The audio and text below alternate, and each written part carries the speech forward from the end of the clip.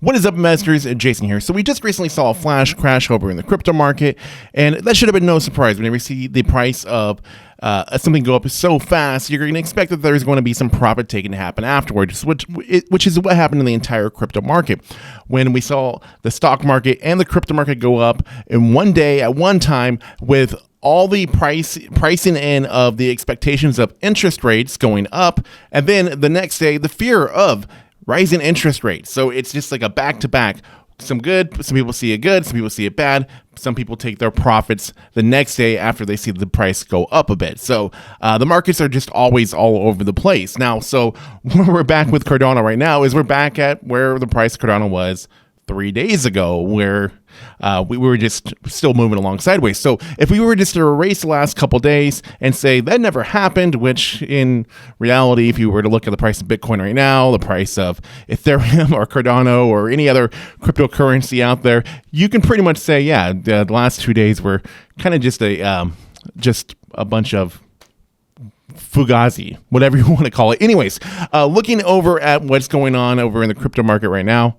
So we now have Bitcoin dropping close to its lowest levels that it was this year so far, where in January we had seen Bitcoin fall down to a support of around $34,000. So hopefully we don't see Bitcoin drop down that low. I'd like to see it climb back up to a $36,000 support, but we're a bit under that $38,000 support now. So it's looking a lot more bearish with Bitcoin at this moment. These last couple days, all the fugazi has really changed things a bit, because now people are really buying or really selling the fear, and others are buying the fear. So it's all about how you want to play. But we can see how this has really just erased the last couple of days of gains that we had seen. But looking at Cardano as well, one of my favorite cryptocurrencies, my favorite altcoins, we can see that it's just been erased. Anything good that was looking like potential of happening is currently down as well, and it's across the board with all the cryptocurrencies as well. Now, in some crypto news, we have Terra Luna's back here buying even more Bitcoin at these lower prices, nearly another $1.5 billion worth of Bitcoin, totaling out to actually nearly 38,000 Bitcoin by the way of over-the-counter swaps with Genesis Capital and Three Arrows Capital. Now, this news is not helping Terra Luna's price, but keep in mind that we did see Luna's all-time high happen back in April, where we had seen it go up to about $120 at that time. So it's been one that's also been moving along pretty well in comparison to other cryptocurrencies, but still a lot of volatility like usual cryptocurrencies going on here. Now, Terra Luna is the 8th largest cryptocurrency by market cap, with a market cap of $27.1 billion, but their stable coin, which they use the Bitcoin as a Bitcoin reserve to back it by, that one is also growing a lot more in popularity, which is now the 10th largest cryptocurrency by market cap, with a market cap of more than $18.7 billion. And having that Bitcoin reserve really helps grow that interest with investors. And not only that, they're planning on purchasing more than $10 billion of Bitcoin and having that in their Bitcoin reserve. Currently, they have more than $3 billion, I believe, at this moment.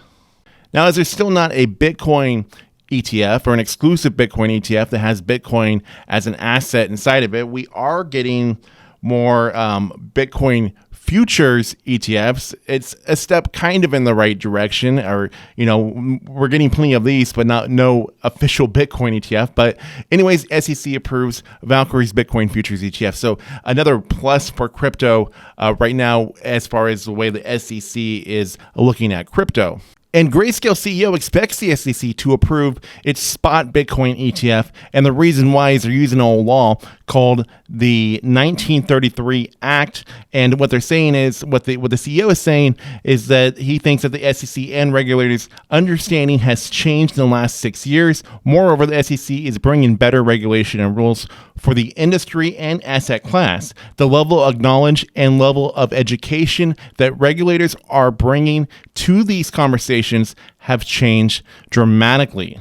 Now, of course, there will be pros and cons of having a Bitcoin ETF. It's going to be great for people that have a 401k that allows them to actually purchase Bitcoin, hold it, and forget about it. But for people that are not as bullish with Bitcoin in a very long term and they're just looking to make a quick buck, then why not just buy it on a exchange and hold it until you want to get rid of it? That makes more sense.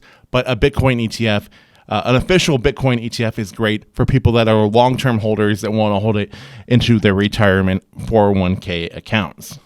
Now, in some Twitter and crypto news here, we have Binance that is planning to invest $500 million in equity funding towards Elon Musk's $44 billion bid to buy Twitter. So Binance is also into this funding here. So obviously we're going to expect there to be some sort of more crypto NFT integration within Twitter as Elon Musk does have his takeover on Twitter. So some things to look forward there, as we are going to see a big Web3 expansion on Twitter. Now, this could be some interesting news here. There is a crypto bill in the U.S. House that would limit the SEC's reach over crypto exchanges, and this would be if cryptos like Bitcoin and Ethereum, if they were to instead be recognized as a digital commodity. And so it says exchanges that offer digital assets like Bitcoin directly under the Commodity Futures Trading Commission's purview.